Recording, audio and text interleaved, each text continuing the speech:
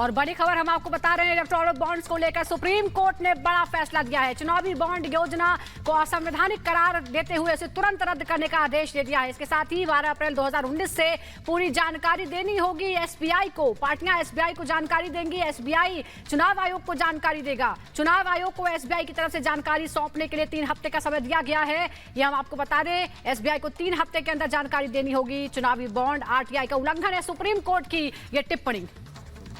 तो supreme court ने ये बड़ी टिप्पणी की है और बड़ी बातें कही है। 5 साल का जो पूरा लेखा जोखा है, यानी कि 5 सालों में कितना फंड हुआ है, ये जो तमाम जानकारी है ये एसबीआई को देनी होगी। बीते पूरे 5 सालों के चंदे का हिसाब देना होगा और इसके लिए बकायदा 3 हफ्ते का वक्त दिया गया है। एसबीआई ये तमाम जानकारी सार्वजनिक करेगा, साझा करेगा कि पिछले 5 सालों में क्या क्या फंडिंग हुई है, यानी कि कितनी फंडिंग हुई है। 3 हफ्ते में सारी जानकारी एकत्रित करेगा और उसके बाद इसे सार्वजनिक करेगा, यानी कि पब्लिकली करेगा। से ये स्कीम लाई गई थी उसमें काफ़ी ब्लैक मनी को बढ़ावा दिया गया है। एक ट्रांसपेरेंसी नहीं है इसमें, आप किसी का नाम डिस्क्लोज नहीं हो रहा। इसके पहले नाम डिस्क्लोज होता था और एक निश्चित 2000 रुपये से ज़्यादा आप अगर नहीं दे सकते थे कैश में। अब इन्होंने कितने भी रुपए आप जो है बॉन्ड खरीदिए बैंक में जाके और पार्टी को डोनेट कर दीजिए। इससे ट्रांसपेरेंसी तो पूरी तरीके से खत्म हो गई और निश्चित रूप से कहीं ना कहीं डेमोक्रेसी के लिए बहुत बड़ा खतरा है। तो मैंने इसमें पिटीशन दायर करी थी कि इस स्कीम को रद्द किया जाए। It should be transparent. देखिए, इलेक्टोरल पॉलिटिक्स पे क्या असर पड़ेगा ये मेरे लिए कहना मुश्किल है, लेकिन हाँ, हमारी जो फंडिंग है, पॉलिटिकल फंडिंग, उसको साफ सुथरा बनाने में, उसको पूरी तरह से ट्रांसपेरेंट बनाने में, जो पिछले 5-7 साल से जब से ये स्कीम आई थी और बदतर हो गई थी, उसको बढ़ाने के लिए अब बहुत इसमें ये एक ज़बरदस्त फिलिप मिला है उसको। और अब जो भी फंडिंग है वो पब्लिक के नॉलेज में रहेगी। और जो इस इलेक्टोरल बॉन्ड स्कीम के तहत भी जो फंडिंग हुई थी, 3 हफ्ते में इलेक्शन कमीशन को सारा डेटा कलेक्ट करना है और उसके 1 हफ्ते बाद अपने वेबसाइट पर डालना है। मतलब कोर्ट का इंटेंट ये है कि ये पब्लिक डोमेन में आ जाएगी। अब कोई भी सिटीजन उसको जाके वेबसाइट पे देख सकता है कि किसने किसको फंड किया, किस पार्टी को कितने पैसे मिले, किस प्राइवेट एंटिटी से मिले। तो जो पब्लिक डिस्क्लोजर का जो प्रॉमिस है उसको सुप्रीम कोर्ट ने लॉजिकल एंड तक ले गए हैं। सिर्फ ये नहीं कहा कि स्कीम जो है वो अनकॉन्स्टिट्यूशनल है, उसके साथ साथ ये भी कहा कि जो भी इसके अंदर पैसे आए हैं उसका आप डिस्क्लोजर कीजिए, पब्लिक को पता चले कि कैसे किसके पास पैसे गए हैं। तो बड़ा फैसला इलेक्टोरल बॉन्ड को लेकर सुप्रीम कोर्ट की संवैधानिक बेंच ने सुनाया और हमारे सहयोगी अखिलेश राय लगातार हमें जानकारी दे रहे हैं। अखिलेश राय, इस फैसले से 2 महत्वपूर्ण बातें सामने आती है। एक तो इलेक्टोरल जो बॉन्ड्स हैं उन पर सवाल है और वो रद्द होते हैं, लेकिन जनता के अधिकार पर भी सुप्रीम कोर्ट की मुहर लगी है कि जनता को अधिकार है, right to information, right to know है, और यह आज स्थापित होता है एक बार फिर। बिल्कुल यही वजह है कि सुप्रीम कोर्ट ने कहा है कि 2019 में जब पहला इलेक्टोरल बॉन्ड सामने आया था, 2018 में ये एक्ट पास हुआ था, 2019 में जो आया था, तब से लेकर अब तक जितनी पार्टियों ने को पैसा, जिन कंपनियों ने या जिन व्यक्तियों ने दिया है इलेक्टोरल बॉन्ड के जरिए, उसको डिस्क्लोज कीजिए और इलेक्शन कमीशन उसको अपने वेबसाइट पे डाले। और ये जानने का हक है आम जनता को, और जनता ये जाने कि किसको कितना पैसा मिला है उन राजनीतिक दलों को जिसको हम वोट दे रहे हैं। तो ये सारी चीजें कहा है। और साथ में भी कहा है कि जो जिन्होंने अभी जिन पार्टियों ने इलेक्टोरल बॉन्ड को भुनाया नहीं है उसको वापस किया जाए। वो पैसा वापस उन कंपनियों को जाएगा। अगर वो कंपनी चाहती है तो फिर पुराने सिस्टम के तहत उन पार्टियों को दे सकती हैं और वो जनता के सामने होगा। तो कुल मिलाकर इलेक्टोरल बॉन्ड पॉलिसी को ही पूरा सुप्रीम कोर्ट ने अनकॉन्स्टिट्यूशनल करार दिया है, यानी कि ये असंवैधानिक है। संविधान पीठ इन बिंदुओं पर सुनवाई कर रही थी, जिस दौरान कई दलीलें दी गई थी। केंद्र सरकार का कहना था कि हम उनके राइट को प्रोटेक्ट कर रहे हैं जो लोग पैसा दे रहे हैं, क्योंकि उनको खतरा हो सकता है। लेकिन सवाल यह था कि कई संशोधन ऐसे किए गए थे जिसको कि सुप्रीम कोर्ट ने माना कि ये बैलेंस नहीं दिखाता है। यह भी कहा गया कि जो पुरानी व्यवस्था थी कि अपने 3 साल कोई भी कंपनी अपने 3 साल के नेट प्रॉफिट का 7.5% तक ही चंदा दे सकती थी, उसको भी क्लॉज को हटा दिया गया था। और कोई भी कंपनी किसी तरह से और कितना भी चाहे तो पैसा दे सकती थी। तो ये सारी चीजें जो सुप्रीम कोर्ट के सामने थी, सुप्रीम कोर्ट ने माना कि ये अनकॉन्स्टिट्यूशनल है है, इलेक्टोरल बॉन्ड पॉलिसी ही अनकॉन्स्टिट्यूशनल है, उसको रद्द किया जाए। अब आज के बाद पुरानी व्यवस्था फिर से लागू हो जाएगी और ये जो 2000 तक का कैश में दिया जा सकता था वो लोग देंगे, बाकी देना होगा चेक से देंगी कंपनियां और वो चीजें सार्वजनिक होगी, सबके सामने होंगी। तो ये जो जानने का हक है, सूचना का अधिकार है, इसको कर्व नहीं किया जा सकता, इसको रोका नहीं जा सकता जनता से। सूचना का अधिकार खत्म नहीं किया जा सकता और ये सीधे तौर पर दर्शाता है कि देश की जनता को पूरा अधिकार है, पूरा हक है कि वो जब चाहे जो पूछना चाहे, जो जानकारी चाहे वो उसे प्राप्त होगी। और ये बड़ा फैसला आज सुप्रीम कोर्ट ने सुनाया है।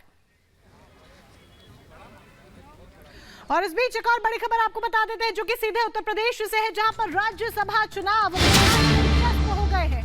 समाजवादी पार्टी की तीसरी सीट फंसी हुई है। संजय सेठ को बीजेपी ने 8वां उम्मीदवार बनाया है। थोड़ी ही देर में संजय सेठ पहुंचेंगे बीजेपी दफ्तर। बीजेपी दफ्तर से नामांकन करने संजय सेठ जाएंगे सीधे विधानसभा। तो उत्तर प्रदेश की बात करें तो उत्तर प्रदेश में राज्यसभा चुनाव को लेकर जो सरगर्मी देखी जा रही है वो इस वक्त एक बहुत दिलचस्प मोड़ पर है, क्योंकि संजय सेठ सीधे विधानसभा जाएंगे। बीजेपी दफ्तर से नामांकन करने के लिए संजय सेठ सीधे विधानसभा पहुंचेंगे। तो ये बड़ी खबर अपने दर्शकों को बता रहे हैं। अजय दुबे हमारे साथ जुड़ गए हैं। अजय, थोड़ी ही देर में संजय सेठ जो हैं वो बीजेपी दफ्तर पहुंचेंगे। यूपी में राज्यसभा चुनाव जो है काफी दिलचस्प होता जा रहा है, आपके पास क्या बड़ी जानकारी? देखिए, बिल्कुल जब नामांकन हुए, भाजपा ने नामांकन कराया, समाजवादी पार्टी ने नामांकन कराया, तो ऐसा लगा कि बड़ी शांति से ये चुनाव होने जा रहे हैं। पर कल के दिन जैसे पल्लवी पटेल ने पलड़ा बदला है, स्वामी प्रसाद मौर्य ने अपनी तरफ से अखिलेश यादव को पत्र लिखा है, दिख रहा है कि बीजेपी एकदम गेम के मोड पर आ गई है, मिशन कमल के मोड पर आ गई है। और सीधे सीधे अब जो 8वां उम्मीदवार बीजेपी उतार रही है, उस उम्मीदवार के पीछे गुणागणित भी है। जो अपेक्षित नंबर है, जो विधायकों की वोटिंग में अपेक्षित नंबर है, उसमें समाजवादी पार्टी पहले से ही एक विधायक कम थी। लेकिन अब की स्थिति में जो गुणागणित बनता दिख रहा है, बीजेपी ने उसमें बढ़त बनाने के लिए, एक मनोवैज्ञानिक टेंशन देने के लिए समाजवादी पार्टी को अपना एक और उम्मीदवार उतार दिया है। ऐसे में देखिए, जो चीज ध्यान देने वाली है वो है आरएलडी के जो विधायक है, आरएलडी के जो चुने हुए विधायक है, उनमें से 2 विधायक ऐसे भी हैं जो समाजवादी पार्टी के नेता है, संबल पे आरएलडी के विधानसभा पहुंचे हैं। तो ये पूरा गुणागणित है। पल्लवी पटेल वोट करेंगी नहीं करेंगी, इस बारे में मैंने विधानसभा में सपा के सचेतक मनोज पांडे से बात किया, तो उन्होंने कहा जो वोट नहीं करेगा वो समाजवादी पार्टी का विधायक नहीं रह जाएगा। तो ऐसी स्थिति में वो आश्वस्त है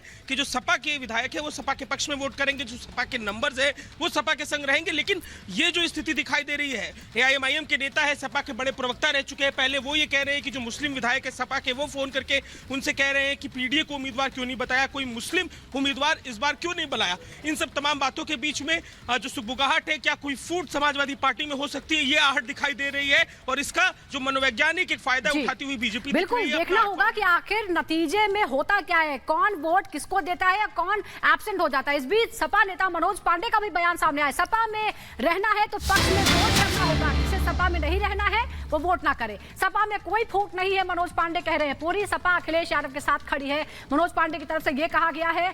लेकिन आपको बता दें कि क्योंकि सपा एकजुट नहीं है, इसीलिए बीजेपी ने अपना 8वां उम्मीदवार खड़ा कर दिया है, क्योंकि उसे उम्मीद है कि ऐसा कुछ समीकरण बनेगा कि उसका 8वां उम्मीदवार भी जीत जाए। और ऐसा क्यों हुआ है, एक तस्वीर इस वक्त आपके सामने है। यह है पल्लवी पटेल, जिन्होंने साफ तौर पर कहा है कि जिन उम्मीदवारों का चयन किया जा रहा है समाजवादी पार्टी की तरफ से, वो पीडीए कल्याण की जो बात समाजवादी पार्टी करती है उसके तहत नहीं है, इसलिए वो नाराज हैं, वो खफा हैं और वो वोट नहीं करना चाहती हैं।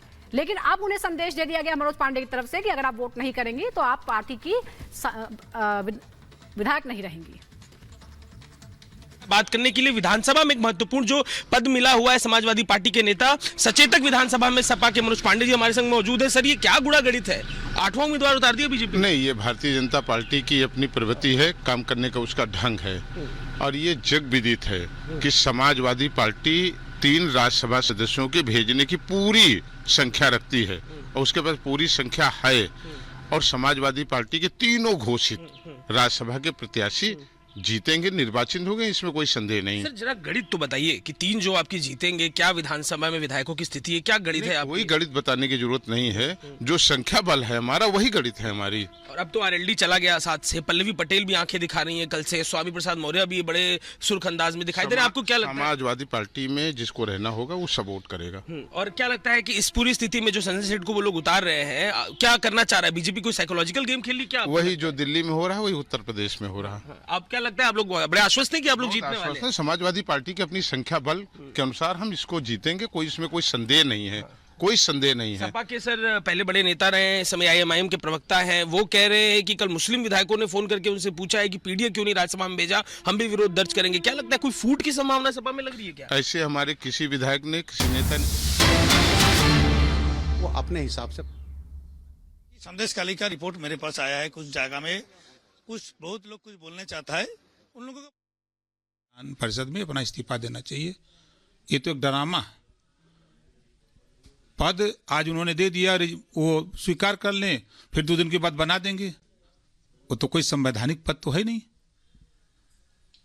एमएलसी से इस्तीफा दें, उन्होंने समाजवादी पार्टी से इस्तीफा नहीं दिया।